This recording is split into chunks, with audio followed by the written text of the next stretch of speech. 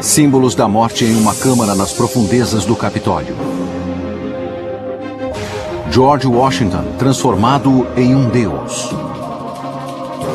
Os marcos de Washington, D.C. e as sedes dos poderes dos Estados Unidos alinhados com as estrelas. Uma pesquisa secreta do governo sobre os poderes da mente. O escritor Dan Brown criou um mistério a partir dessas e outras sugestões em seu instigante livro de ficção ambientado em Washington, D.C. Quando separamos os fatos da ficção, surgem os segredos. Desvendando o símbolo perdido. Distribuição PlayArt, versão brasileira, Sérgio Moreno. Washington, D.C. Uma cidade de segredos e intrigas. É o cenário perfeito para O Símbolo Perdido, de Dan Brown. O livro nos leva aos lugares ocultos da cidade, raramente vistos, e penetra em uma sociedade secreta misteriosa. Mark Rivera, PhD e escritor. Eu já li sobre esses tipos de assuntos e os estudei detalhadamente, e não são nada além de fantasia, mas interessam aos adeptos das teorias da conspiração, e Dan Brown certamente tem lido esse tipo de bibliografia. Mas será que Dan Brown está nos dizendo a verdade? Ou Al Washington de seu livro é mais um personagem de ficção? Iremos agora explorar as páginas de O Símbolo Perdido para separar os fatos da ficção. Capitólio dos Estados Unidos, a pedra angular. Na obra, o Capitólio dos Estados Unidos está no centro de um grande mistério. É onde o protagonista, o professor Robert Landon, inicia sua busca e onde nós iniciamos nossa investigação. O professor Landon conta aos seus alunos que o projeto do Capitólio teve suas raízes na maior e mais antiga sociedade secreta, a maçonaria. Fato: um maçom eminente foi o grande pivô do projeto. O primeiro presidente americano, George Washington. Dennis Pogg, diretor de Mount Vernon. Washington merece mais crédito pela localização e pelo projeto da capital. Dr. Ronald Ritchie, historiador do Senado. Ele aprovou os projetos, decidiu que seriam usados, que o prédio deveria ser de pedra e não de tijolo. Um outro fato mencionado no livro é que a localização do Capitólio foi escolhido por um francês, o arquiteto e urbanista Pierre L'Enfant. Isso também é verdade. Acho que o plano original era um dia podermos superar a Inglaterra em todos os aspectos, e que tudo começaria lá. Mas, entretanto, Washington, D.C. era coberta por campos de tabaco, e os diplomatas britânicos ganhavam um adicional por trabalhar aqui, pois as condições eram precárias no início. E quando L'Enfant tentou imaginar como a cidade seria, disse que parecia um pedestal, à espera de um monumento. E, apesar de não ter projetado o Capitólio, escolheu o local para ele, e Washington concordou que o Capitólio deveria ser construído lá.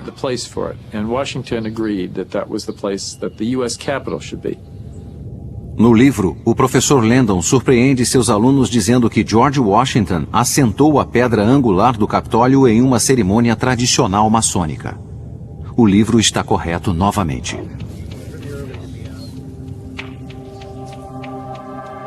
Na manhã do dia 18 de setembro de 1793, o presidente Washington levou um grupo ao local e, usando um avental de estranha aparência, comandou os eventos do dia.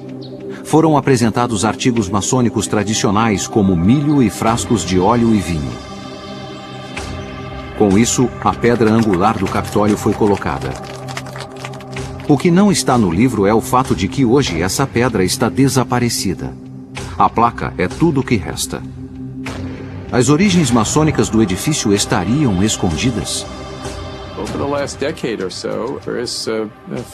Na última década, várias pessoas que trabalhavam no Capitólio levaram detectores de metal ao porão para tentar encontrar a placa metálica que indicaria onde a pedra angular está. Mas elas nunca a encontraram. E isso nos leva a uma suposição, a de que durante a construção, em 1960, quando toda a ala leste do Capitólio foi retirada, eles podem ter destruído a pedra original sem perceber que ela estava lá. Talvez nada tenha sido ocultado, mas e quanto aos outros segredos que Brown menciona em seu livro? Existe um arquiteto no Capitólio que tem acesso irrestrito aos lugares secretos e salas ocultas? Sim. Existem cerca de 500 salas no Capitólio e poucas pessoas a conhecem. Só quem tem acesso a todas as salas é o arquiteto do Capitólio, responsável por preservar e proteger o prédio. No livro, o arquiteto do Capitólio circula através de uma série de passagens subterrâneas ocultas. Isso é possível? Devido à imagem do Capitólio ser tão forte na mente das pessoas, não puderam fazer nada para mudar exteriormente o prédio. Apenas o subsolo poderia ser mudado. São 4 andares sob o local onde o George Washington assentou a pedra angular. Há escritórios do Senado, Congresso e um imenso centro de visitantes.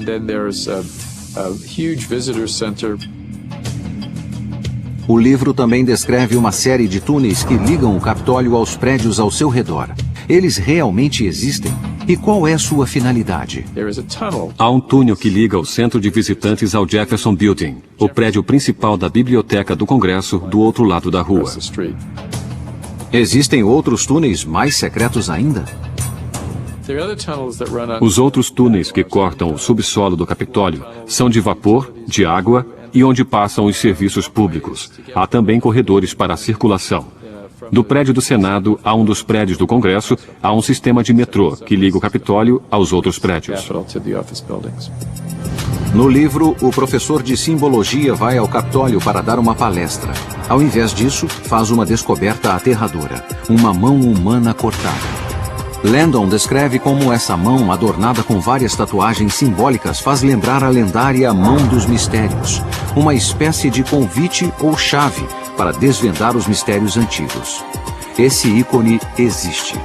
Considera-se que sua origem data dos tempos bíblicos do rei Salomão, quando a mão era estendida aos visitantes que entravam no Templo da Sabedoria. Segundo a lenda, a mão tinha o poder de ressuscitar os mortos, se as suas tatuagens fossem decifradas. Mas essa mão possui conexões com a maçonaria ou é apenas um instrumento hábil e doentio usado pelo vilão do livro? A Mão dos Mistérios era bizarra. Alice Von Cannon, escritora e historiadora. Não vi nenhuma relação entre a Mão dos Mistérios e os rituais maçônicos que conheço. Isso foi uma licença poética. No livro, o mais enigmático é o objeto para o qual a mão aponta: o mural dentro da cúpula do Capitólio. O artista italiano Constantino Brumidi pintou o afresco em 1865, que é conhecido como a Apoteose de Washington. Ele retrata George Washington como um deus cercado de figuras clássicas, com a deusa da liberdade à sua esquerda e liberdade à sua direita. Entre as duas deusas vemos 13 donzelas com 13 estrelas acima que representam as 13 colônias. Entre as deusas se encontram cientistas daquele tempo como Benjamin Franklin, adquirindo a sabedoria dos deuses. Um presidente americano transformado em Deus. Seria esta a intenção original da pintura? Ou o livro mostra sua própria interpretação? Dan Brown entende a pintura como um símbolo da crença no potencial humano. Ele apenas impõe seu significado no livro para atingir seus objetivos literários e é por isso que chamamos de ficção. Mas a história está cheia de exemplos de líderes que deixam de ser meros mortais aos olhos do povo. David Sugars, escritor. Temos uma tendência antiga em transformar nossos heróis em deuses. Várias tentativas foram feitas para transformar Alexandre o Grande em um deus, e outras pessoas famosas também. Talvez a pintura apenas retrate a reputação da qual Washington gozava entre os americanos da época. Mas o mesmo não pode ser dito sobre as outras figuras ao seu redor. Ele está acompanhado por 13 virgens. E é claro que há uma história por trás disso, porque o artista, Brumidi, chamou mulheres da noite para pousar como virgens. O professor de Dan Brown deixou esse fato de fora de sua história. Por outro lado, Landon fala de uma outra obra de arte polêmica que chamou a atenção na Rotunda, uma escultura de George Washington de tronco nu, como o deus grego Zeus. É verdadeira. Ela sugere que Washington desempenhava um papel muito importante na sociedade americana. James Reese, diretor de Mount Vernon. Sempre que os pais fundadores estavam em situações difíceis e tinham de escolher uma pessoa como líder de todos os líderes, era George Washington. E o povo da América sabia disso. Nunca houve um presidente tão amado por tantas pessoas na América do que George Washington. Certa vez, um jornalista escreveu um artigo dizendo: se George Washington se candidatar à presidência, terá todos os votos. Ele não falou sobre todos os votos do pleito, falou sobre todos os votos de todos os americanos. Talvez George Washington era tido como um deus. Mas por que um deus grego? E por que estava com o tronco nu? O Congresso comprou a estátua de Washington e ficaram desconcertados quando descobriram que Washington tinha apenas um tecido sobre o colo. Christopher Holden, escritor. O público detestou. Um dos primeiros comentários foi que parecia que ele estava saindo da banheira para pegar uma toalha. Nathaniel Hawthorne disse que nem a mãe de Washington o teria visto nu. A estátua foi retirada do Capitólio em 1964 e agora está no Museu Nacional Smithsonian de História Americana. Mas outra lembrança do legado de Washington permanece no Capitólio, como sugere o livro. Há uma estrela incrustada no piso inferior, na cripta do Capitólio. Eles tensionavam enterrar George Washington no Capitólio embaixo da estrela, e isso teria sido muito simbólico. O túmulo de Washington, que nunca foi usado por ele, ainda estava embaixo daquela estrela central. Embora não tenha sido citado no livro, a resposta do porquê Washington não foi enterrado no Capitólio se remete à noite de sua morte, Mount Vernon, Virgínia. Em dezembro de 1799, aos 67 anos, Washington veio a falecer de uma grave infecção de garganta. Pouco antes de sua morte, enfraquecido pela sangria, pediu a Martha que fizesse um último favor. Ele havia escrito 2 testamentos, e as 2 cópias foram levadas a ele, e pediu a ela para queimar uma na sua frente. Nunca saberemos o que havia no testamento que foi queimado.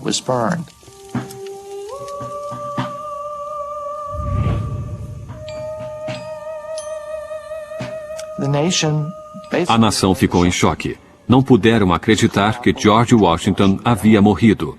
Toda a nação ficou em profundo estado de luto. Neste funeral, com grandes... Ele foi cremado em Mount Vernon, em uma cerimônia maçônica. E devolva seu corpo para o local de onde veio. Martha estava abalada e transtornada. Não compareceu ao funeral.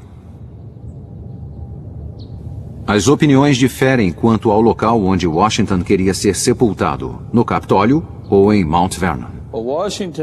Washington queria ser sepultado em seu túmulo em Mount Vernon. Essas foram suas instruções. Ele planejava ir para o túmulo no Capitólio. Mas infelizmente Martha morreu, e a promessa não foi cumprida. Não conseguiram construir o túmulo a tempo. Martha Washington então morreu, e os herdeiros de Washington decidiram que iriam desrespeitar a decisão de Martha. Seu último desejo ainda é um mistério. Seus restos podem não estar no prédio do Capitólio, mas sua influência ainda é visível. A irmandade a qual ele pertencia ainda existe nos dias de hoje. A maçonaria, uma sociedade secreta ou uma sociedade com segredos? Em O Símbolo Perdido, Dan Brown descreve os maçons como a sociedade secreta mais poderosa do país. Estamos em toda parte. Poucas organizações podem afirmar que 14 presidentes foram seus membros. O livro descreve uma sala maçônica privada dentro do prédio do Capitólio. É chamada de Câmara de Reflexão. Isso é verdade? Tal sala existe?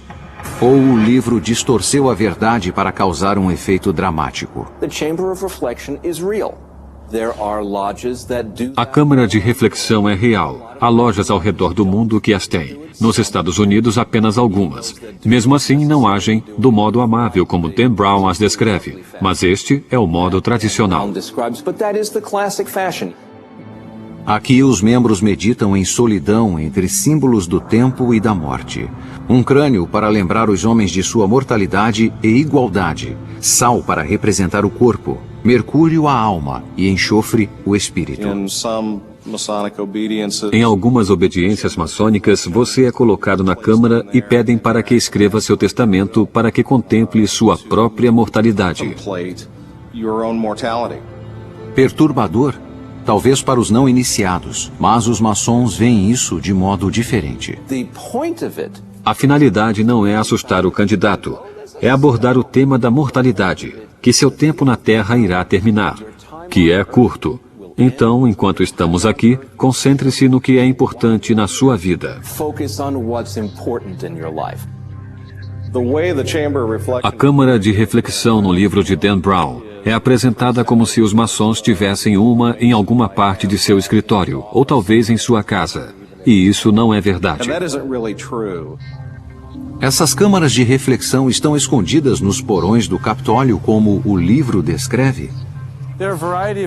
Há vários níveis desde o sótão até os porões. O que estão vendo é um filme do arquivo verdadeiro. Nos porões, como é apresentado no livro, eles não existem mais.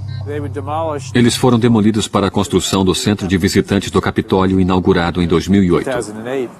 Alguém as usou para propósitos particulares, maçônicos ou outro qualquer?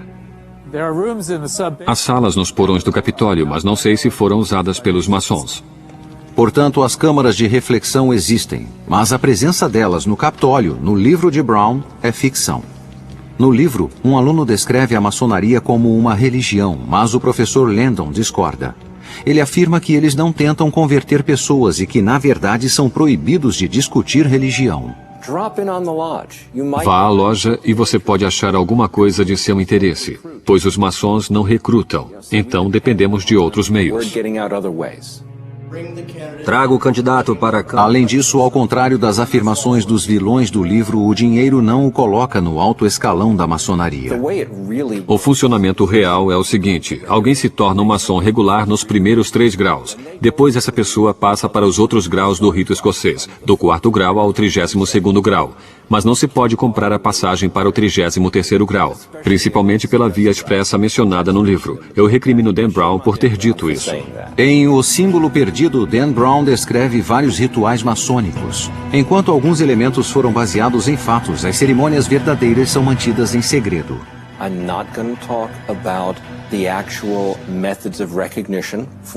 Não vou falar sobre os métodos reais de reconhecimento entre os maçons, nem sobre detalhes do ritual, não porque haja algo ruim nele, mas porque não falamos sobre isso. É preferível fazê-lo fora das vistas, confidencial e privadamente. A recriação do ritual foi realizada com o auxílio de um outro mestre maçom para o melhor entendimento de seus métodos. O candidato é levado à loja sem saber como será essa experiência. O candidato não vê a loja porque está vendado. Como parte do ritual, ele é levado para um passeio pela loja, dentro de um certo padrão.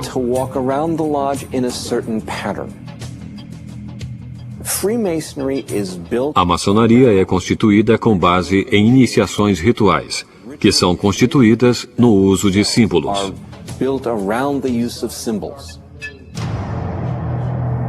Os rituais acenam às origens maçônicas. O significado do ritual maçônico é claro.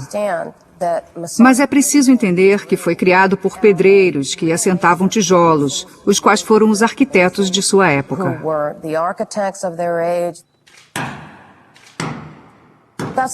Esse é o propósito do ritual, nos manter ligados ao passado e às nossas crenças. Segredos e símbolos da morte, assustadores ou apenas mal interpretados. No livro, o vilão bebe vinho em um crânio. Os maçons fazem isso? Os candidatos bebem em um crânio. Digamos que isso aconteça. Minha resposta é: e daí? A cerimônia descrita em O Símbolo Perdido era, na verdade, feita por uma organização dissidente, o Rito Escocês, datado do século XIX. É o Ritual Cernot.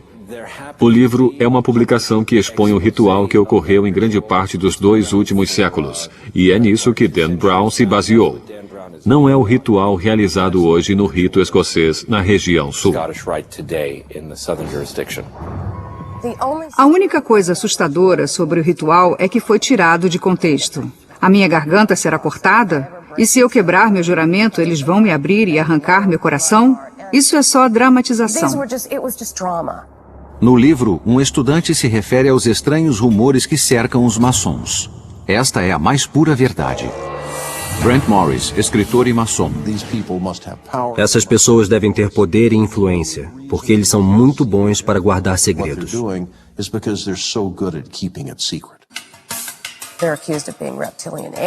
São acusados de serem répteis alienígenas, são acusados de mais coisas que se possa pensar, do que qualquer outro grupo.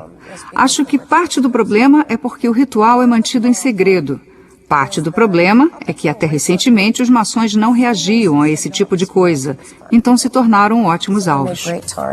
No livro, um maçom fala sobre a importância de guardar seus segredos, mesmo sob a ameaça de morte. Isso é verdade.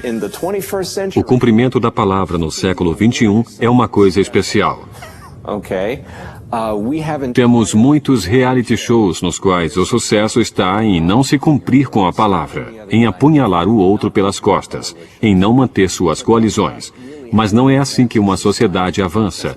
Não é assim que se constrói uma civilização. Um dos exercícios de descrição maçônica é fazer com que a pessoa aprenda a manter sua palavra em pequenas coisas, com a ideia de que isso fará com que ela a mantenha nas coisas grandes. No romance de Dan Brown, os maçons mantêm muitos segredos. Contudo, não se trata de uma sociedade secreta. Se a maçonaria é uma sociedade secreta, estamos fazendo um péssimo trabalho. Informamos os horários de nossas reuniões nas portas das lojas. Há cartazes dizendo que os maçons se reúnem aqui. Usamos anéis, broches e outras coisas que nos designam como maçons. Se somos uma sociedade secreta, estamos fazendo um péssimo trabalho. Como já foi dito, o livro trata livremente das origens e rituais maçônicos. A visão da obra sobre o traçado da cidade é ainda mais sombria. Washington, D.C., projetada de acordo com as estrelas. Imagens pagãs encontradas nas ruas da cidade. A verdade por trás da ficção será revelada. O símbolo perdido de Dan Brown tem raízes nos marcos e bairros reais de Washington, D.C., do Jardim Botânico ao Capitólio dos Estados Unidos, onde um personagem importante é levado contra sua vontade aos sistemas de esteira rolante dentro da Biblioteca do Congresso. E as mansões históricas de Kalorama Heights, onde o vilão reside. Talvez Brown tenha ambientado sua obra aqui para que pudesse tirar vantagem do caráter único e enigmático da cidade. Olhe para o monumento a Washington. É como a agulha de Cleópatra. É uma imagem de estilo egípcio bem no meio de Washington, D.C. O monumento é um obelisco, um símbolo antigo, remete ao Egito Antigo.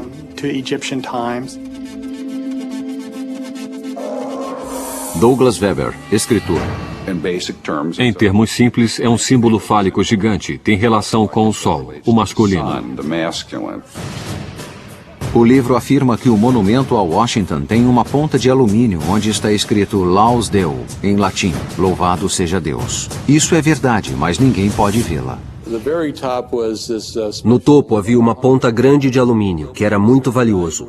O monumento foi terminado em 1886 e naquela época deveria ser de ouro. Brown também escreve que muitos dos pais fundadores praticavam a antiga arte da astrologia. Isso é outro fato. Robert Hieronymus, PhD e escritor. Benjamin Franklin era astrólogo. No almanaque do pobre Richard, pode-se ver suas previsões sobre o tempo ou sobre pessoas. Thomas Jefferson tinha livros sobre astrologia em sua biblioteca. A obra está correta. Nossos pais fundadores viam a astrologia como uma conexão entre o mundo e a esfera celestial. Também está correta quando afirma que as colocações das pedras angulares do monumento ao Washington, da Casa Branca e do Capitólio foram programadas para ocorrer sob o mesmo signo astrológico, Virgem, mesmo tendo sido colocadas em anos diferentes. Na astrologia é considerado um monumento auspicioso para iniciar novos empreendimentos. As pessoas perguntam o que Virgem tem a ver com Washington, D.C. Quer dizer, é uma constelação. Na verdade, tem a ver com o sagrado feminino, mitologia, guerra, religião.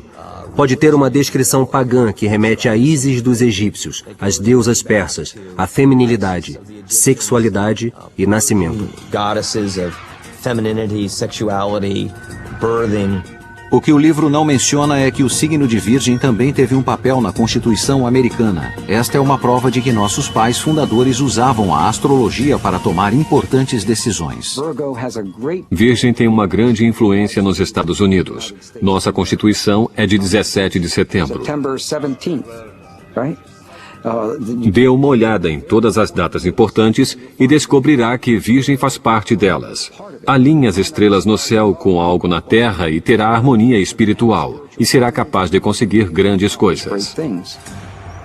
Sob a orientação de mestres maçons, George Washington e Benjamin Franklin, o agrimensor francês Pierre L'Enfant projetou a cidade do Capitólio exatamente como diz o livro. No livro, Brown relata que os pais fundadores criaram Washington como uma realização da iluminação, uma nova Atlântida, onde a razão, a ciência e a liberdade triunfariam sobre a ignorância e a escuridão. Isso é fato.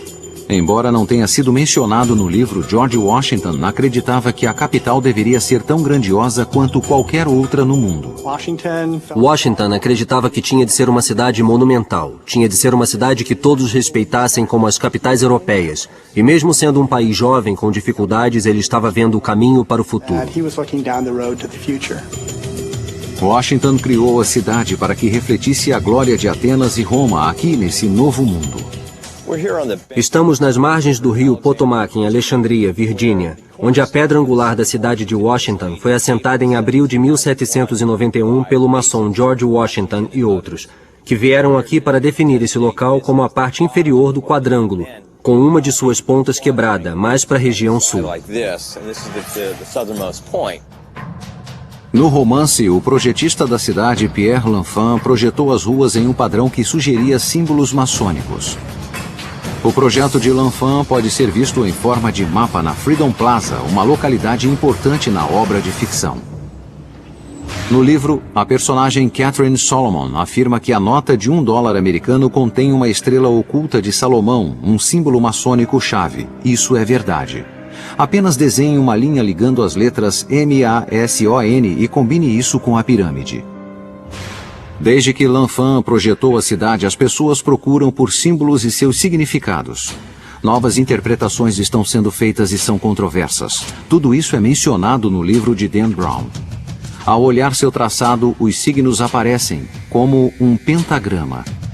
Alguns dos supostos símbolos, incluindo o selo de 6 pontas de Salomão, foram identificados, e a cruz dos Cavaleiros Templários. Mas muitas pessoas, como alguns dos jovens alunos de O Símbolo Perdido, veem algo mais sombrio. Existe uma teoria de que o traçado das ruas e da capital, quando olhado de cima, formam certos símbolos satânicos, como o pentagrama invertido. Alguns afirmam que isso incorre em paganismo, outros em satanismo. A ideia de que há símbolos satânicos nas ruas de Washington, D.C., por ordem dos maçons, é pura bobagem. Mark Tabbert, escritor. A maçonaria não pratica magia. Foi criada por homens que tentavam destruir esse conceito de magia.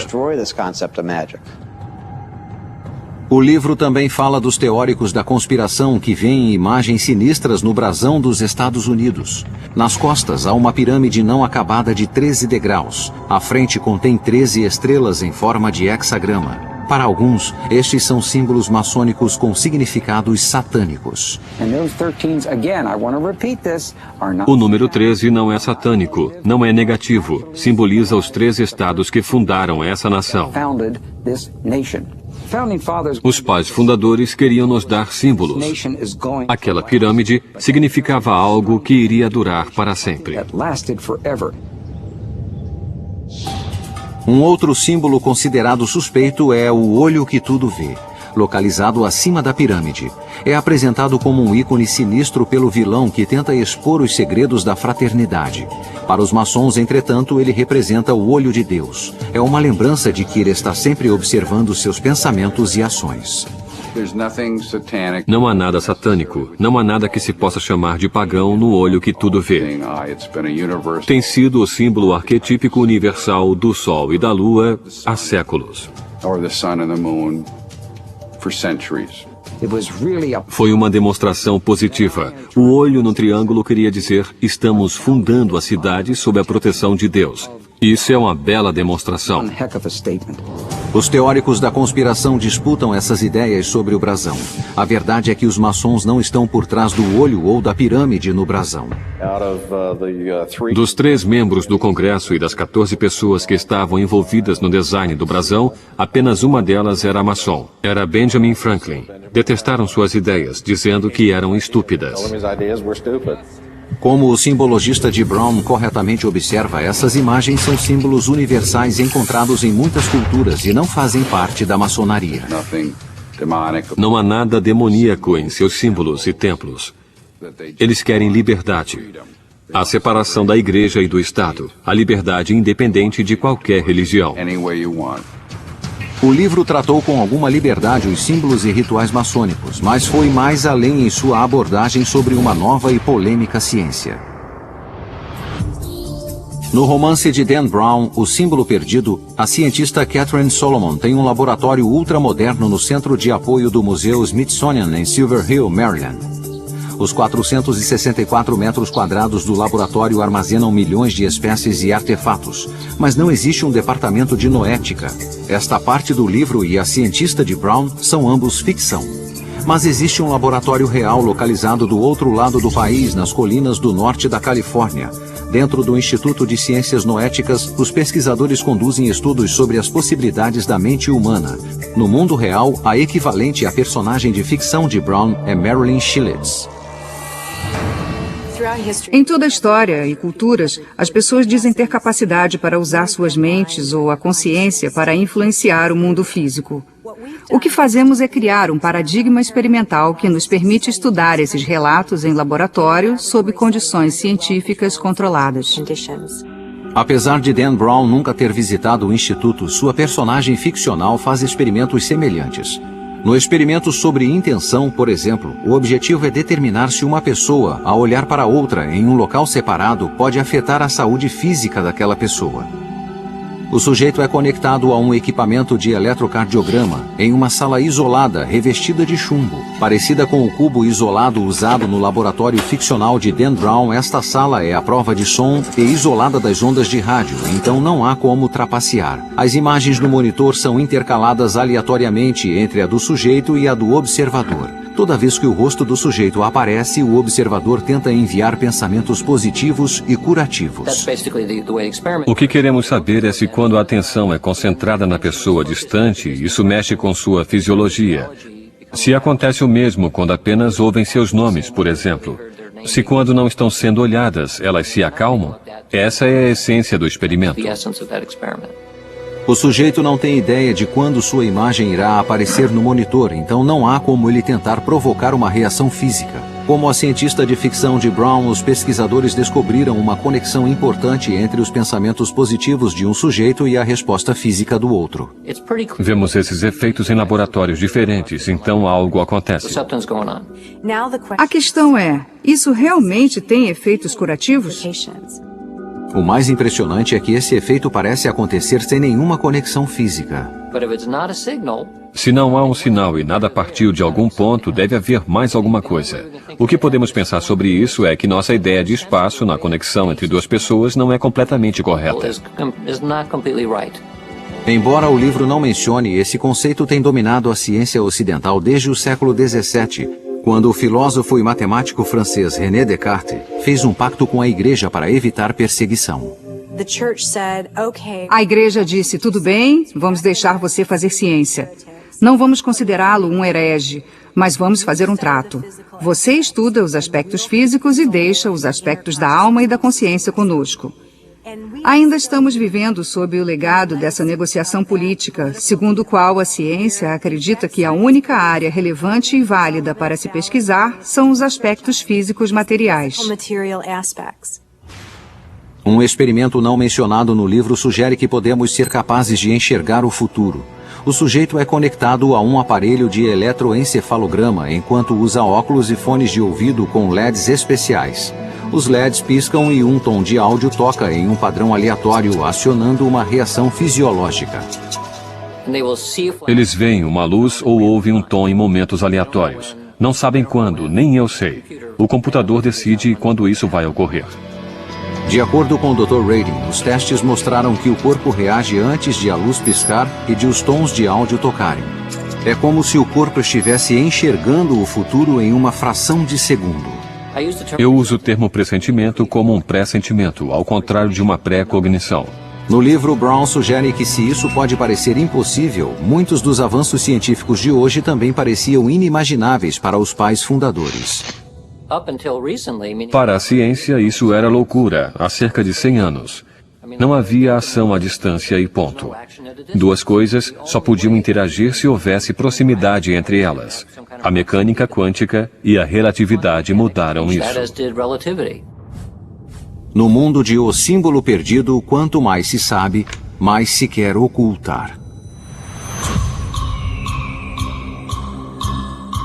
Em um momento crítico na obra, a vida de um personagem eminente está por um fio. Para se salvar, ele pergunta a um estranho: não haverá esperança para o filho da viúva?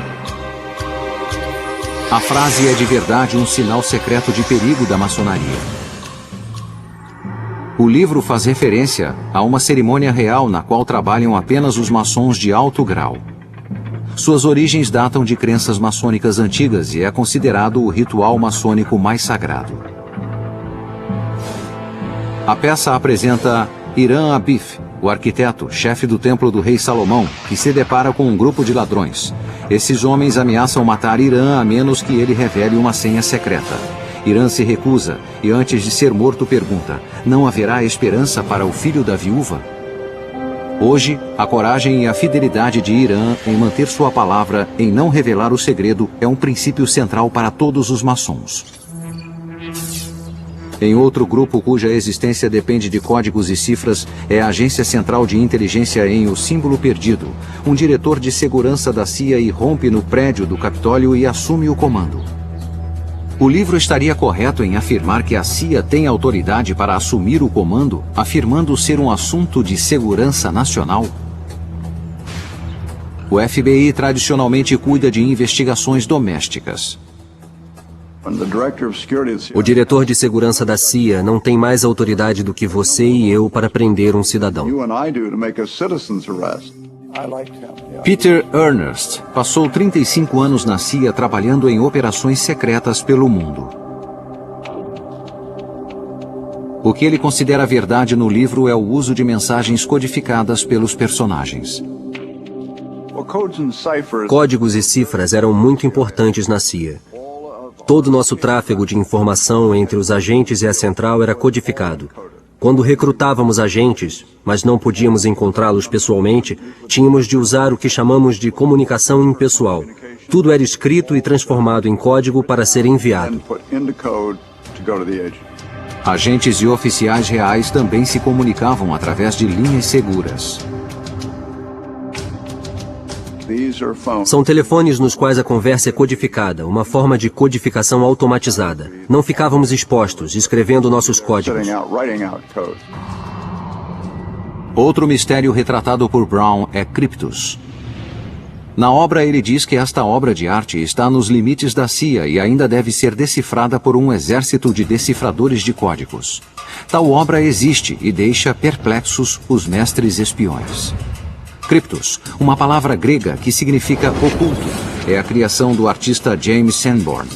Em uma rara entrevista para a televisão, Sanborn discute sua criação. James Sanborn, artista.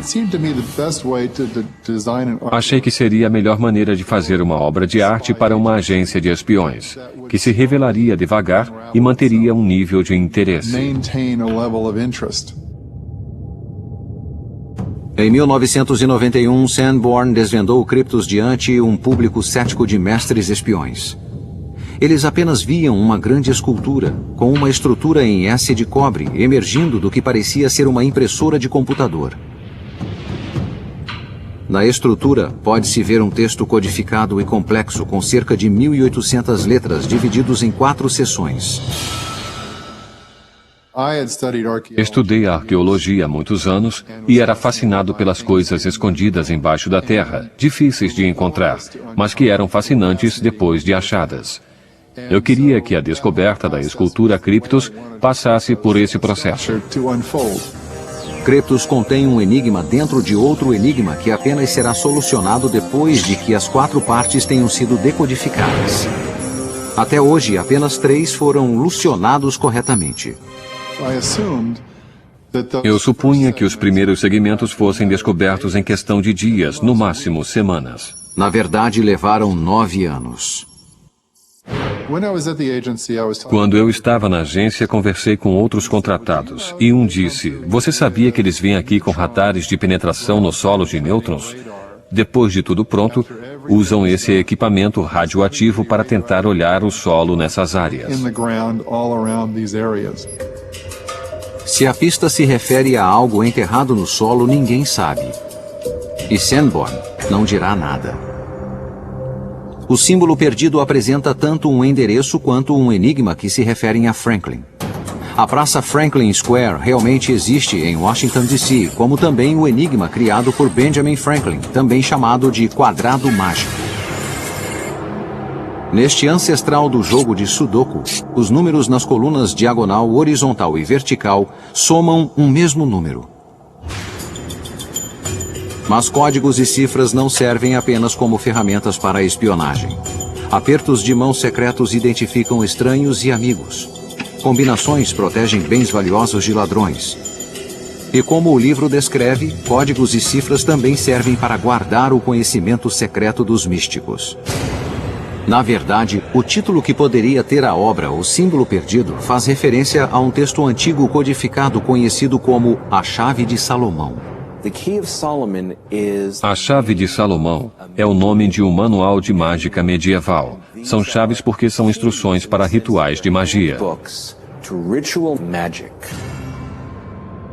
No passar dos anos, muitas pessoas afirmam ter decifrado os códigos e dominado os segredos da magia negra de Salomão. No livro, o vilão de Dan Brown é inspirado por Aleister Crowley, um homem que afirmou ter decifrado os segredos da Chave de Salomão. Esse homem realmente existiu. Aleister Crowley, uma das figuras mais famosas dos rituais de magia no século XX, foi descrito corretamente. O propósito disso é obter poder. Ele deseja e tem como objetivo tornar-se um deus do mal dos demônios. Ele quer fazer isso com o poder que espera obter observando os rituais.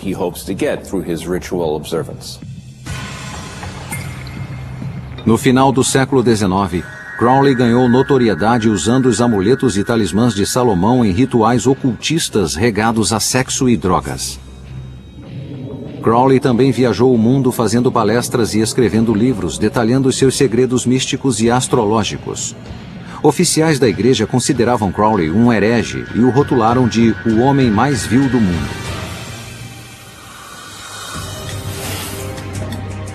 Rituais de magia negra são apenas um dos elementos sombrios da obra de Dan Brown. Conspirações secretas também têm um papel importante, como a que ameaça corromper o tecido da nação americana. Na obra de Dan Brown, o vilão acredita que quando atingir o nível mais alto da maçonaria, todos seus segredos serão revelados a ele. Um deles pode ser a crença de que os maçons se tornam deuses, como a imagem de George Washington na rotunda do Capitólio. Fiquei chocado ao ver todas as coisas sobre a apoteose.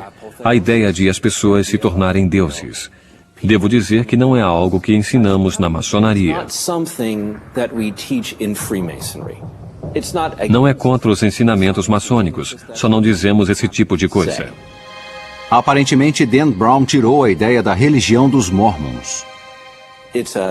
O aspecto central da Igreja dos Últimos Dias é que se os indivíduos fizerem uma aliança com Deus de uma certa forma, em certo lugar, através de certa autoridade e depois cumprirem-na, após sua morte serão elevados a um estado de deificação. Isso faz parte da herança humana. Deus diz isso quando diz que eu os torno co-herdeiros de Cristo. Essa doutrina polêmica preocupou a alguns, mas a crença data dos primeiros cristãos. No início da igreja cristã, líderes emitentes afirmavam coisas do tipo: Deus se tornou homem para que o homem se tornasse Deus. Há várias maneiras de se entender isso. Então, a antiga doutrina da apoteose diz: volte novamente. É claro que Brown dá a sua própria interpretação disso. Outro tema central de O Símbolo Perdido é a crença na conspiração maçônica. Vários alunos do professor Landon falam de rumores de que os maçons governam secretamente o mundo. Suas suspeitas não surpreendem porque as teorias da conspiração são típicas dos Estados Unidos. Há muitas teorias da conspiração, pois por natureza os seres humanos são desconfiados. Algumas pessoas têm mais tendência a querer saber, explicar e resolver coisas que não fazem sentido para elas. As conspirações são maneiras de estabelecer a diferença. Algumas teorias da conspiração foram tão comentadas que as pessoas não sabem no que acreditar. Hoje em dia, quem acreditar que Lee Oswald agiu sozinho é considerado maluco, menos os conspiradores, que são considerados os donos da verdade. Em O Símbolo Perdido, o foco da teoria da conspiração são os maçons. A maçonaria deve ser o alvo mundial favorito das conspirações. Não acredito que haja outro grupo que tenha suportado tantos ataques. Se digitar maçonaria no Google e começar a navegar pelos sites, foram acusados de estar por trás do Holocausto, de serem uma força na conspiração dos judeus e na conspiração pelo dinheiro. Que os maçons e os judeus dirigem os bancos e, portanto, o mundo. Os maçons se tornaram um grande alvo, em parte por se recusarem a responder às críticas. É fácil dizer que uma sociedade é do mal, secreta, se as pessoas não te contam a verdade. Eles se colocaram acima disso, mas deram instrumentos para essas pessoas. Isso reflete nossa necessidade de saber. Se algo nos é mantido em segredo, combinado com nossa inclinação a ver o lado negativo antes do positivo, vamos desenvolver uma história negativa sobre o que não entendemos. Quando ouvimos algo negativo sobre um maçom, a coisa explode. Vamos dizer que o maçom é a encarnação do demônio. Na obra, o professor Landon se lembra dos anos em que escrevia sobre as ricas tradições dos maçons. Também reconhece que foram acusados de adoração do demônio e de conspirar a favor de um governo mundial. Uma pesquisa na internet revela que o livro está certo. Os presidentes Bush e Clinton eram membros da Crânio e Ossos, uma sociedade secreta com raízes maçônicas. Reagan foi aceito como membro honorário da maçonaria, assim como Truman, uma lista de homens fortes. E sim, ela se perpetua. Teóricos da conspiração afirmam que o olho que tudo vê presente na nota de $1 é um símbolo dessa nova ordem mundial. Foi colocado lá por um maçom, o presidente Franklin Roosevelt. A verdade, a nova ordem mundial não é novidade. Como o livro coloca, os pais fundadores a criaram. A evidência está no brasão americano. Abaixo do olho que tudo vê e da pirâmide vemos as palavras Novus Ordo Seclorum. Significa a nova ordem do mundo. Isso é importante porque o novo mundo é uma república, uma forma representativa de governo, não uma monarquia que era a antiga ordem. Eles queriam uma nova ordem mundial, uma nova Atlântida onde a liberdade imperasse. Brown também descreve como essa nova ordem tornou-se uma ameaça aos líderes do clero que temiam perder o poder e a influência. Brown mostrou em Anjos e Demônios a luta entre a luz e a escuridão. O que ele chamou de luz foi a razão, a lógica e as conquistas científicas, a salvação da humanidade, não a superstição e a espiritualidade. Desde então, grupos religiosos rebateram com afirmações de que os maçons estariam buscando uma nova forma de dominação global. O comunismo seria um exemplo perfeito nos tempos modernos. A religião é abolida. A espiritualidade é considerada uma superstição. O grande irmão e o governo cuidam de todos, do berço ao túmulo. O papo corrente na maçonaria é que vamos executar o plano da nova ordem, de dominação do mundo, assim que cortarmos algumas cabeças. Não vamos dominar o mundo. A crença nessa e em outras conspirações é enraizada na América porque às vezes são verdadeiras. Na obra de Dan Brown, oficiais da CIA monitoram conversas ao celular e mensagens de e-mail. Qual é a realidade disso? Estamos sendo observados como os personagens de O Símbolo Perdido? Quase todos têm um celular. Quando você fala em um celular, o que diz vai para a atmosfera. Lá, alguém pode se apossar disso e tentar entender, mesmo se falar outra língua. Se usar palavras em código para esconder algo, alguém pode analisar e compreender o que está dizendo. E isso vale para qualquer tipo de comunicação. Depois que sua conversa vai para a atmosfera, pode ser captada por alguém e provavelmente entendida.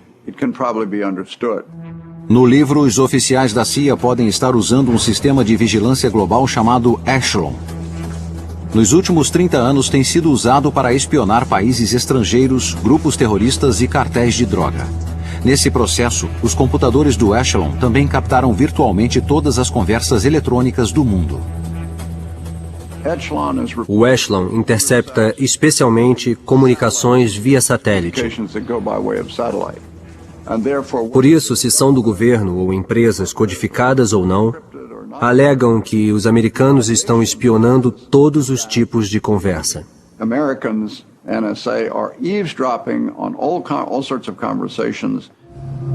No passar dos anos, o sistema Echelon tem sido acusado de espionar não apenas os inimigos.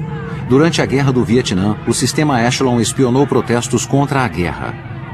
Nos anos 90, vários governos europeus reclamaram que o Echelon estava sendo usado para espionagem econômica. Essa reclamação foi negada pela CIA.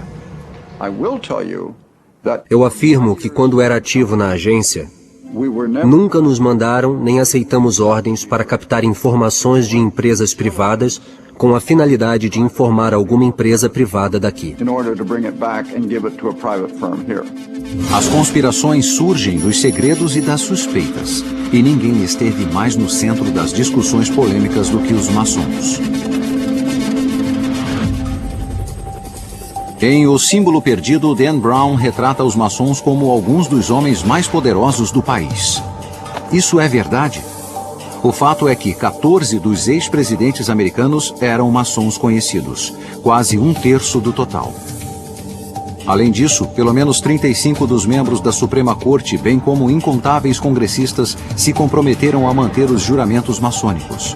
Entre os membros recentes do Congresso estão o senador Trent Lott, do Mississippi, os deputados Eric Cantor, da Virgínia, e Joe Wilson, da Carolina do Sul. É impressionante o quanto a maçonaria afetou a história e quantos grandes nomes se envolveram como membros da fraternidade. No livro, Brown retoma as raízes da maçonaria, também chamada de a arte, cujos primeiros membros eram pedreiros das construções de grandes catedrais da Europa. O que o livro não menciona é que para construir essas obras de arte arquitetônicas, os maçons precisavam conhecer os métodos científicos mais avançados da época, como a física, a geometria e a matemática. Essa ligação íntima, tanto com a religião quanto com o poder secular, possibilitaram aos maçons desenvolver uma perspectiva única. A maçonaria não está interessada em dogmas porque não é uma organização religiosa, não tem credo ou fé. É um meio de as pessoas que têm dogmas, credos ou fé se reunirem como seres humanos e irmãos. O grupo adotou como símbolos as ferramentas e a terminologia do seu ofício. O símbolo universal é composto de um compasso e um esquadro. Os membros são considerados aprendizes ou mestres. As reuniões são realizadas em lojas, palavra originada das construções temporárias que os pedreiros faziam em seus locais de trabalho. No livro, o professor é levado ao memorial maçônico a George Washington. Esse lugar existe? Sim, é um edifício de 101 metros de altura construído em Alexandria, Virgínia. Foi construído nos anos 20 para homenagear George Washington, que era o mestre maçom da loja local. No livro, o professor Landon iguala os maçons a uma corporação moderna, pois ambos ocultam seus métodos e rituais secretos. A maçonaria não é uma sociedade secreta, é uma sociedade com segredos. Se todos conhecessem os apertos de mão e as palavras secretas, poderiam tirar vantagem da fraternidade, e isso tem prejudicado o grupo há mais de 200 anos. No livro, Brown afirma que muitos dos pais fundadores dos Estados Unidos eram da maçonaria. Brown está correto. Esses homens e seus ancestrais vieram da Europa, onde a sociedade fora destruída pela guerra religiosa. Estavam determinados a não cometer os mesmos erros no novo país. Para muitos dos fundadores, a maçonaria era uma parte importante de sua vida, uma continuação dos ideais de iluminação. Foi a Era da Razão.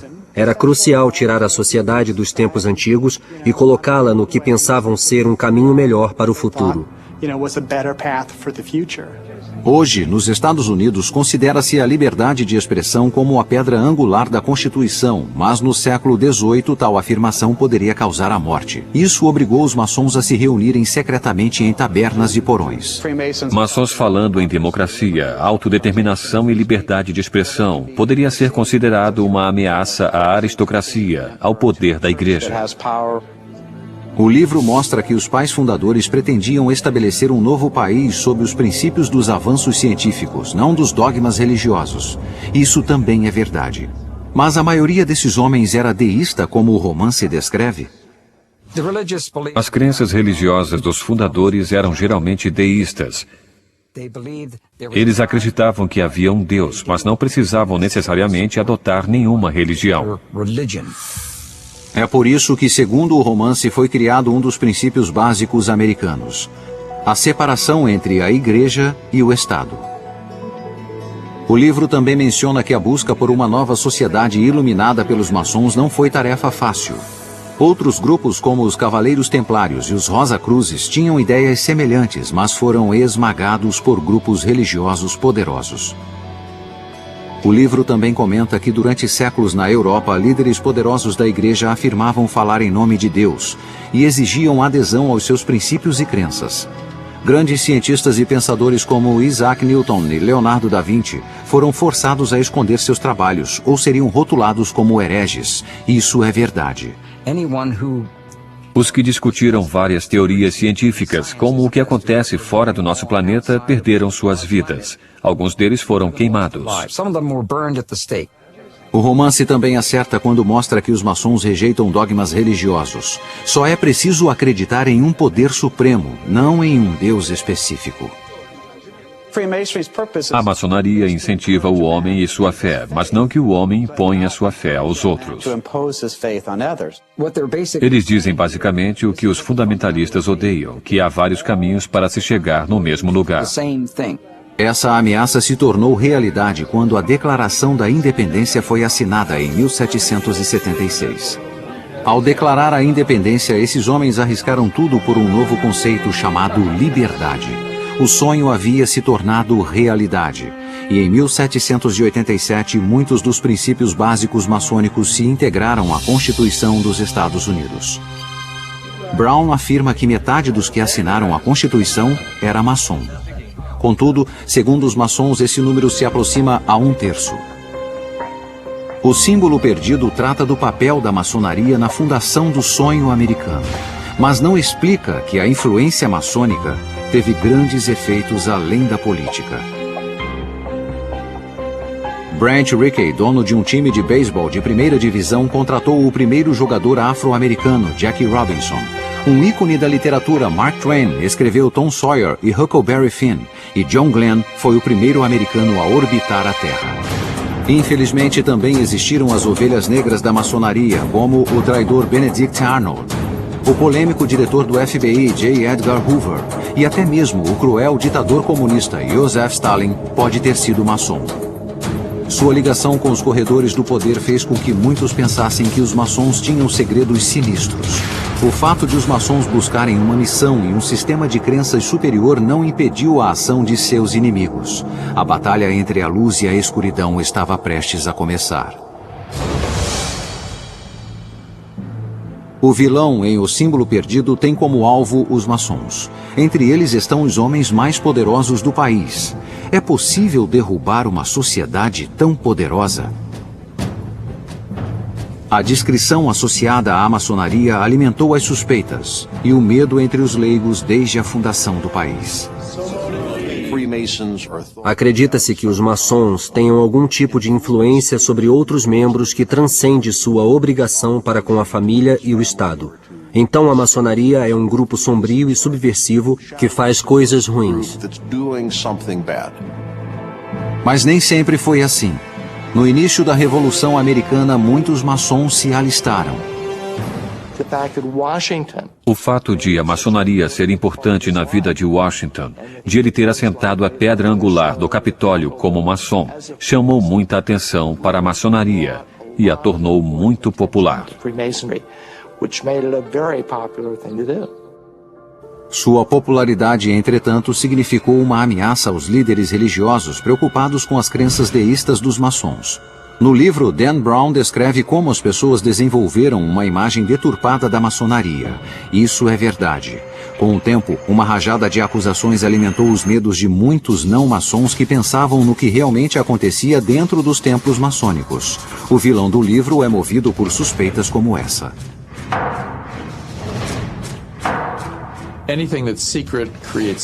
Tudo que é secreto cria suspeitas, principalmente em uma república onde se diz que todos são iguais. Portanto, houve muitas suspeitas sobre os maçons. O livro não conta que essas suspeitas eclodiram em 1826 com o desaparecimento de um maçom conhecido e insatisfeito chamado William Morgan. Nesse momento, Dan Brown usou um acontecimento histórico como inspiração para falar de algo no mundo atual. É dito que quando Morgan anunciou que estava escrevendo um livro expondo os segredos maçônicos, vários maçons planejaram seu sequestro. Ele desapareceu, provavelmente foi assassinado. 3 maçons foram condenados, mas receberam sentenças mínimas. Chegamos muito perto de um pânico nacional antimaçônico. Lojas foram queimadas.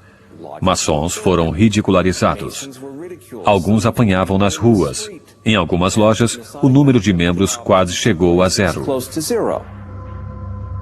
Nos anos de 1830, o Partido Antimaçônico foi formado e nomeou um ex-procurador-geral, William Wirt. Wirt concorreu contra o maçom Andrew Jackson e perdeu. Ele logo foi esquecido na história. Mas depois de mais de 1 século e meio, William Wirt esteve nas manchetes novamente. Alguém violou o túmulo de William Wirt, cortou sua cabeça e levou seu crânio. O roubo permaneceu insolúvel durante 30 anos, até que um anônimo afirmou estar de posse do crânio. Recebemos uma ligação anônima e não soubemos mais nada durante 1 ano. O vereador Jim Graham, aqui de Washington, D.C., nos informou que o crânio havia sido levado a ele para garantir que voltasse para o lugar de direito. Nunca se soube por que o crânio foi roubado. Talvez tenha sido usado em estranhos rituais. Talvez tenha sido apenas uma brincadeira. William Wirt foi um símbolo do sentimento antimaçônico que continuaria prejudicando a sociedade secreta. Mas durante esse tempo, um novo grupo maçônico adquiriu poder, o Rito Escocês, o grupo retratado na obra de Dan Brown. Segundo algumas pessoas, eles tinham um lado sombrio, o que causava suspeitas. Suspeitas presentes no coração do romance. O Símbolo Perdido abre sua primeira cena aqui, na casa do Templo Maçônico, em Washington, D.C. O romance descreve essa grandiosa construção como uma réplica do templo do rei grego Mausolus, o mausoléu original. O livro diz ser um mausoléu que abriga os restos de 2 de seus líderes maçons. De fato, Esta é a verdade. Na história, a construção possui 2 esfinges de 17 toneladas, colunas de 10 metros e uma grande porta de bronze. O romance também afirma a existência de uma clarabóia em cima do imenso altar do templo. Na realidade, essas descrições são corretas. Esta é a casa do maior e mais poderoso grupo maçônico do país. É a jurisdição sul do rito escocês. Em O Símbolo Perdido, o professor Landon fica cara a cara com esta estátua de Albert Pike, um homem considerado por muitos a pessoa mais famosa de que se tem notícia. Albert Pike é talvez um dos homens mais influentes das letras e da literatura que esse país já teve. Albert Pike foi o Howard Stern, o comentarista da maçonaria. Albert Pike é um dos maçons mais mal compreendidos do mundo. Ele foi caluniado muitas vezes por indivíduos que são fundamentalistas. Contudo, o romance não menciona que Albert Pike é um dos homens enterrados dentro do templo. Mas por quê? Por que os maçons enterrariam no templo o corpo de uma pessoa tão criticada? Ele é certamente uma figura sombria. Eu me refiro a ele como o sombrio Francis Bacon. Ele era um homem enorme, tinha mais de 1,80 m, pesava mais de 90 quilos. Era um brilhante matemático, linguista, jurista, orador e poeta. E deu início a rituais exóticos na maçonaria. Depois de George Washington, Albert Pike é considerado um dos maçons mais influentes de todos os tempos. Após o movimento antimaçônico dos anos 20 e 30 do século XIX, Pike recuperou a maçonaria praticamente sozinho. Ele revisou e reorganizou os rituais maçônicos e estabeleceu a visão geral de seus princípios essenciais em seu livro Moral e Dogmas, de 1871. Como chefe do rito escocês em Washington, a influência de Pike se estendeu ao governo federal. Ele tinha uma rede de conhecimento à sua disposição. Era muito bem relacionado em Capitol Hill. Era temido e amado por muitos ao mesmo tempo. Essas ligações maçônicas foram úteis a Pike no início de um grave escândalo. Durante a Guerra Civil, Pike foi acusado de crimes de guerra enquanto servia como brigadeiro-general para os confederados. Mas depois da guerra, ele foi perdoado. O presidente Andrew Johnson lhe concedeu total perdão em Washington, D.C. durante uma cerimônia maçônica. Pike fez de Andrew Johnson um maçom de alto escalão no rito escocês. Acusam-no de ter concedido o perdão a Pike porque ele era subserviente ao grande comandante. Havia outros boatos. Como Brown menciona no livro, os maçons foram acusados de várias conspirações. Uma de que Pike atuou como líder de um grupo sulista secessionista conhecido como Cavaleiros do Círculo Dourado. A ideia era fazer oposição ao poder e à influência dos Estados Unidos na América do Norte através de meios necessários. Derrubaram o governo em 1860, dividindo o país na Guerra Civil. Depois da Guerra Civil, outros rumores ligaram Pike a um grupo ainda mais polêmico, a Ku Klux Klan. Na minha opinião, esses indivíduos foram os maiores boateiros, e fico muito preocupado com isso, porque eles afirmam coisas como Pike era membro fundador, criador da Ku Klux Klan. Mentira. Os ataques a Pike continuaram mesmo depois de sua morte. O autor Dan Brown toca nesse assunto quando um de seus personagens descreve os maçons como adoradores do demônio. O que o livro não comenta é que em 1894, um ex-maçom insatisfeito que escrevia sob o pseudônimo de Leo Taxil declarou que Pike e o rito escocês tinham ligações com o diabo. Ele encontrou uma jovem que disse que era usada como prostituta, um instrumento pelas lojas maçônicas para realizar orgias sexuais diabólicas, magia negra e missa negra por trás das portas fechadas. O Vaticano acreditou e pagou para que isso fosse dito nos púlpitos de todas as igrejas. Taxil chegou até a dizer que Albert Pike acreditava que Lúcifer era Deus. Isso foi baseado em uma citação do livro de Pike, Moral e Dogmas, onde Pike se refere a Lúcifer. Os grupos antimaçons se utilizaram disso imediatamente como prova de que Pike era um satanista. Eles diziam que ao mencionar Lúcifer, ele estaria adorando o diabo, que ele era o maior adorador do demônio de todos. O Papa escreveu decretos na época que diziam especificamente que ele era um homem perigoso. Os maçons, entretanto, dizem que Pike usava o nome de Lúcifer segundo seu significado original em latim, o portador da luz. Ele não se referia a Satã, se referia a uma estrela, a estrela de Vênus. Isso não é adoração do demônio ou de Satã. Eles queriam falar sobre a luz, a iluminação através da lógica, da razão e da ciência. Leo Taxil se retratou depois, dizendo que havia inventado tudo, mas o dano já havia sido feito. Até hoje, os televangelistas, como Pat Robinson, usam Pike como um instrumento para dizer que a maçonaria faz parte de uma conspiração mundial e que eles adoram ao demônio. Assim como Pike foi acusado de controlar os maçons, o governo americano foi acusado de estar envolvido em controle mental. Em O Símbolo Perdido, a cientista ficcional indaga como as pesquisas militares há muito tempo vêm estudando formas de tirar proveito dos poderes da mente. Ela menciona os programas do governo sobre percepção extrasensorial e visualização remota, um tipo de viagem telepática. Isso foi baseado em um experimento militar real, no qual pediu-se a um voluntário que descreva uma localidade dentro da União Soviética. Apenas as coordenadas geográficas foram dadas. Mas o voluntário deu uma descrição com semelhanças incríveis com o local real, do outro lado do mundo. Isso foi parte de uma operação militar secreta para utilizar paranormais na espionagem dos soviéticos. Esse tipo de pesquisa ainda é feito e tem papel importante em O Símbolo Perdido. Um dos personagens principais do livro é uma cientista que faz pesquisas no campo da noética. Como o romance retrata, a noética tem relação com as experiências que muitos de nós têm todos os dias.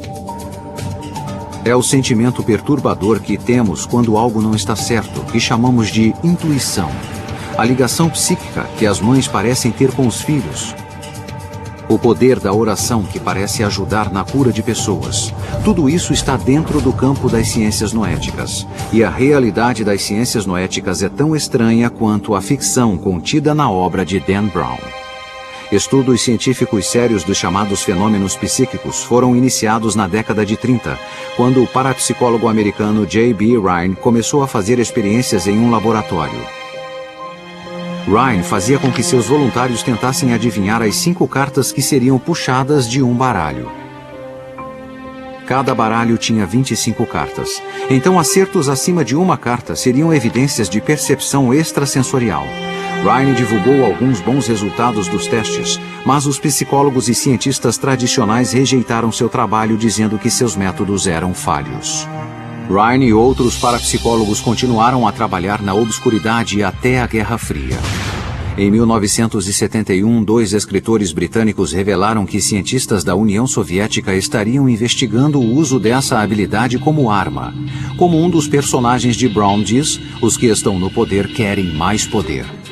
Uma das áreas de grande interesse foi a visualização remota, a habilidade de enxergar um alvo à distância ou não visto usando tal habilidade. Os soviéticos também investigavam a intenção, a habilidade de afetar uma pessoa para o bem ou para o mal, simplesmente ao olhar uma foto dessa pessoa. Quando souberam disso, o governo americano iniciou seu próprio programa imediatamente. Isso começou a acelerar um tipo de guerra fria psíquica na qual de um lado se falava sobre mísseis e instalações militares. E do outro, havia uma pesquisa de paranormais que usavam suas capacidades potenciais para obter informações confiáveis. O projeto americano foi chamado de Stargate e foi financiado pela CIA e pela Agência de Inteligência de Defesa. A cientista noética do livro traça conexões entre seu trabalho e o programa Stargate. Tanto os soviéticos quanto os americanos estavam interessados no controle da mente sobre a matéria, na ideia de que a consciência influencia a matéria de algum modo. O programa durou mais de 20 anos. O projeto Stargate tinha, no auge, 14 laboratórios de pesquisa sobre visualização remota e obteve resultados que pareciam indicar que isso não era um mito. Sabemos que há casos em que os voluntários foram capazes de dar descrições muito precisas de sítios militares secretos do outro lado do planeta. Apesar dos resultados promissores, alguns políticos e militares foram contra o uso do dinheiro de impostos para financiar essas pesquisas. Em 1995, a CIA cancelou o projeto de 20 milhões de dólares, mas os militares continuaram a usar os paranormais para obter informações. Durante a Operação Tempestade no deserto, a visualização remota foi usada para ajudar a localizar mísseis Scud escondidos, bem como depósitos de armas químicas e biológicas. Hoje, o governo diz não estar mais envolvido em pesquisas dessa natureza, mas o estudo dos fenômenos psíquicos continuam em laboratórios como o Instituto de Ciências Noéticas. O instituto foi concebido pelo astronauta e maçom Edgar Mitchell, que foi para a Lua na Apollo 14 em 1971. No espaço, Mitchell conduziu alguns experimentos não oficiais em percepção extrasensorial com alguns amigos na Terra. Na volta para casa, teve uma experiência que mudaria sua vida. Edgar teve um momento de epifania ao voltar da Lua. Ele olhou o planeta Terra e percebeu que os conflitos são uma construção de nossa consciência e nossa visão de mundo. Ele teve um sentimento profundo de unidade, como se as moléculas de seu corpo o conectassem ao sistema solar e que nós éramos parte de um todo emaranhado. Essa experiência inspirou Mitchell a criar um Instituto de Ciências Noéticas dedicado ao estudo da mente humana e seu potencial. Em O Símbolo Perdido, a cientista noética tenta determinar o peso da alma para provar sua realidade física. Isso tem base em experimentos reais. No início, os cientistas tentavam medir a consciência ou a alma através de experimentos nos quais tentavam medir e pesar o corpo antes e depois da morte, com a ideia de que estariam pesando a alma. O peso da alma não é mais considerado um resultado confiável. As pessoas estão tentando desenvolver pesquisas sob a noção de que a consciência pode ser mais do que apenas algo físico. A cientista da obra acredita que suas pesquisas mostram que os fenômenos psíquicos como a telepatia, a clarividência, a pré-cognição e o controle da mente sobre a matéria são reais, assim como os pesquisadores aqui do Instituto de Ciências Noéticas. Quando verificamos todos os dados de cada um dos experimentos, encontramos evidências estatísticas fortes de que não há apenas um efeito real, mas ele é repetido. E essa é a chave para a ciência. No livro, a cientista afirma que pensamentos em grupo, como nos grupos de oração ou círculos de cura, podem ter efeitos profundos. No mundo real, a ciência noética tem estudado se o poder da oração e da consciência em grupo causam mudanças. Diferente do livro, no mundo real, os resultados são inconclusivos. Acredito que é preciso realizar mais pesquisas, porque isso é praticado por muitos. Simplesmente rejeitar porque não se encaixa em nosso modelo científico convencional é uma grande injustiça com as experiências que as pessoas têm feito há milênios. Então, a ciência do livro de Dan Brown pode estar anos-luz à frente das ciências noéticas da realidade. Onde mais os fatos não confirmam a ficção? Como pode ser visto, Dan Brown construiu sua ficção em um mundo de fatos e possibilidades. Câmaras de reflexão existem, mas não no porão do edifício do Capitólio. O governo financiou pesquisas sobre o poder da mente, mas não no Instituto Smithsonian. A mão cortada foi baseada em uma lenda real. E é verdade que o Capitólio dos Estados Unidos possui um mural onde George Washington é retratado como um deus. Também vimos que as descrições de Dan Brown de uma Washington oculta são baseadas em pessoas, locais e fatos reais. A cidade possui referências a antigas civilizações. O templo do rito escocês existe. Ele tem 2 esfinges de 17 toneladas na frente e uma pirâmide não acabada no topo. No interior, há realmente um enorme templo com uma clarabóia que nos remete ao olho que tudo vê, da nota de $1. E 2 corpos estão enterrados lá dentro. Os símbolos secretos presentes no romance e encontrados no traçado da cidade têm fascinado simbologistas e teóricos da conspiração do mundo todo. A pedra angular do monumento de Washington contém as palavras bíblicas e em latim, Laus Deo, que significam Louvado seja Deus, escritas em seu cume. A afirmação no livro de que os pais fundadores acreditavam em astrologia é verdadeira. A Casa Branca, o Capitólio e o monumento de Washington estão alinhados com as estrelas, e suas pedras angulares foram assentadas sob o mesmo signo de Virgem. A Catedral Nacional contém 10 pedras do Monte Sinai, uma pequena rocha da Lua e uma gárgula com o rosto de Darth Vader. Também aprendemos que os maçons são uma organização real e que seus segredos têm gerado polêmica. Contudo, o livro modificou alguns de seus símbolos e rituais. Um exemplo disso é o uso da fênix de 2 cabeças na capa. O símbolo maçônico verdadeiro é uma águia de 2 cabeças. Coloque as mãos para frente, desse jeito. Um outro símbolo maçônico mencionado, mas não retratado no livro, é a cadeia de união. Esse ritual simboliza a união da mente, do espírito e do corpo por todo o universo, a transformação da unidade na totalidade. Essa cerimônia utiliza o poder da consciência em grupo para conseguir mudanças. Quando se tem muitas pessoas concentradas em um ritual específico, que o viram ser executado centenas de vezes antes pela perspectiva da ciência noética, poderá haver mudanças.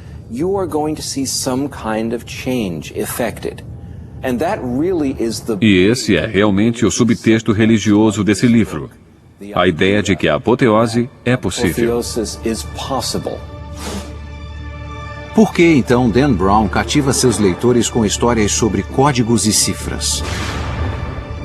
Talvez seja porque, através da história, acontecimentos no mundo mudaram por causa de mensagens secretas. Segredos que foram mantidos e segredos revelados.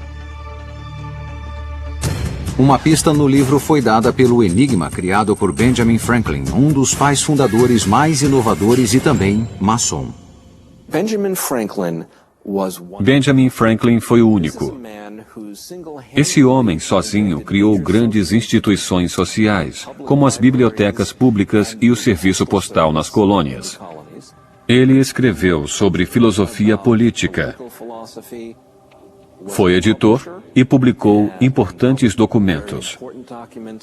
Também foi cientista em uma época em que a ciência estava ainda começando.